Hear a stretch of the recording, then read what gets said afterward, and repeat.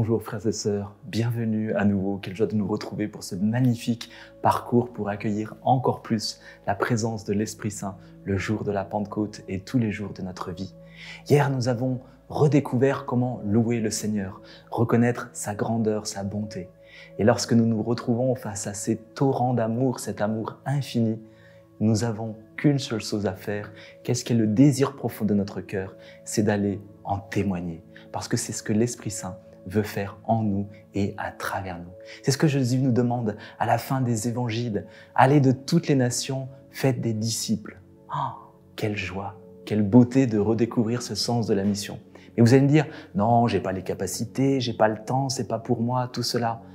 Frères et sœurs, quand on a un problème avec la Bible, le problème, généralement, il vient pas de la Bible, mais il vient de nous.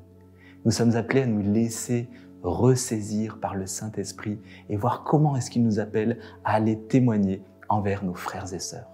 Et le point de départ de cela, ce n'est pas nos forces, nos capacités, mais c'est le cœur compatissant de notre Dieu.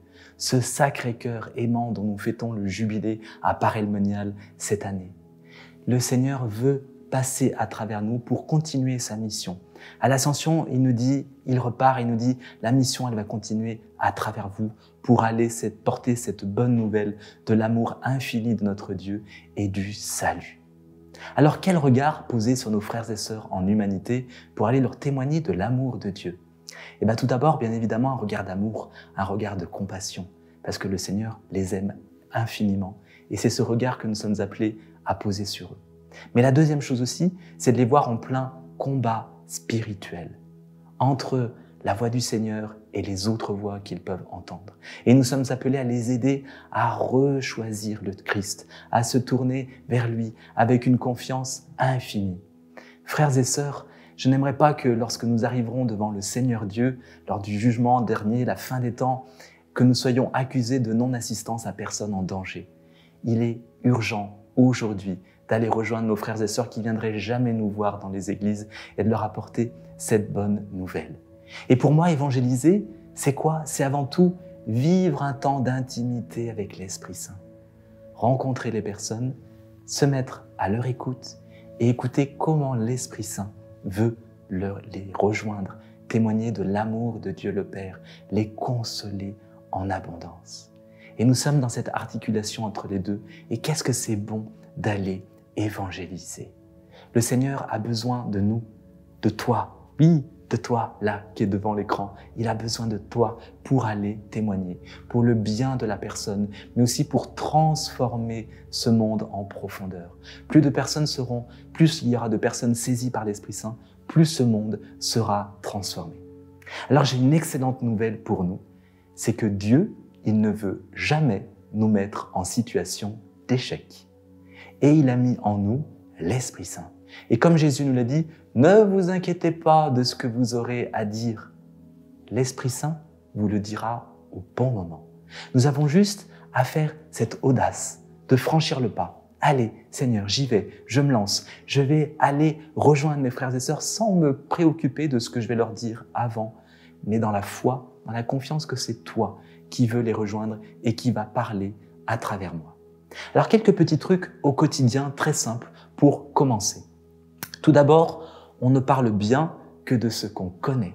D'où l'importance d'une véritable intimité avec notre Dieu dans la prière, avec l'Esprit Saint. Et c'est tout simple à vivre cela. C'est le premier pas. Deuxièmement, c'est se dire, tiens, Seigneur, qui veux-tu que je rencontre aujourd'hui? À quelle personne est-ce que tu veux que j'aille porter la bonne nouvelle? Le Seigneur vous parlera. On en a parlé dans les topos précédents. Il vous parlera, il vous indiquera une personne. Pas de panique. Commencez par prier pour cette personne pendant plusieurs jours. Vous verrez, j'en suis sûr qu'elle vous passera un petit coup de fil ou que la providence fera que vous la rencontrerez dans la rue ou qu'elle viendra chez vous. Et là, ça sera le bon moment pour amener quelque chose. Ensuite, il est important de ne pas compter simplement sur nos propres forces. Quand nous voyons quelqu'un dans la tristesse, pas dire « t'inquiète, ça va aller, je suis là à tes côtés, tout va bien ».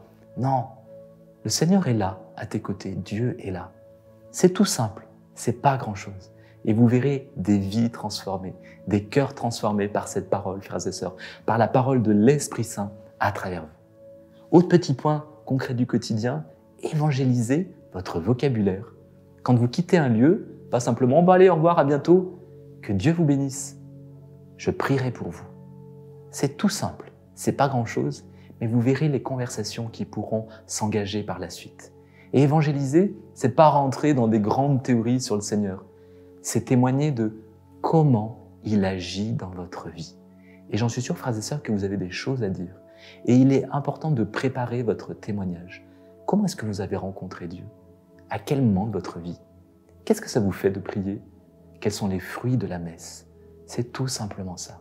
On n'est pas là pour imposer quelque chose aux personnes, mais témoigner de la bonté de notre Dieu, d'être chrétien, de marcher à sa suite, d'être temple de l'Esprit Saint qui veut se répandre à ce monde pour le transformer en abondance. Et puis, j'ai une excellente nouvelle pour vous. C'est que Jésus, il n'envoie jamais ses disciples seuls. Il les envoie deux par deux. Alors trouvez-vous un ami, une personne, votre mari, votre épouse, pour aller parler de Jésus ensemble. Encouragez-vous l'un l'autre. Rapprochez-vous de votre paroisse pour trouver un groupe d'évangélisation. Ils seront là pour vous aider, pour vous accompagner dans cette démarche. Alors frères et sœurs, on va commencer tout de suite aujourd'hui.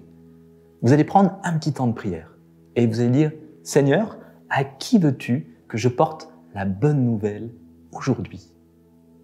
Il vous fera penser à quelqu'un.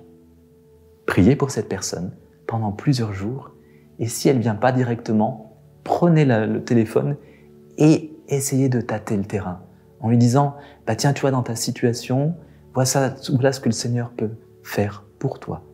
Il peut t'apporter la paix du cœur. Il peut te parler. Il peut te mettre dans la joie par la louange en reconnaissant qui il est profondément. Et si la personne n'est pas croyante, dis-lui tout simplement « Dieu est à tes côtés, il te l'a promis. Jésus est avec toi tous les jours jusqu'à la fin des temps. » Frères et sœurs, que Dieu vous bénisse en abondance. Bonne mission avec le Seigneur. Cela doit être notre joie et notre appel. À bientôt.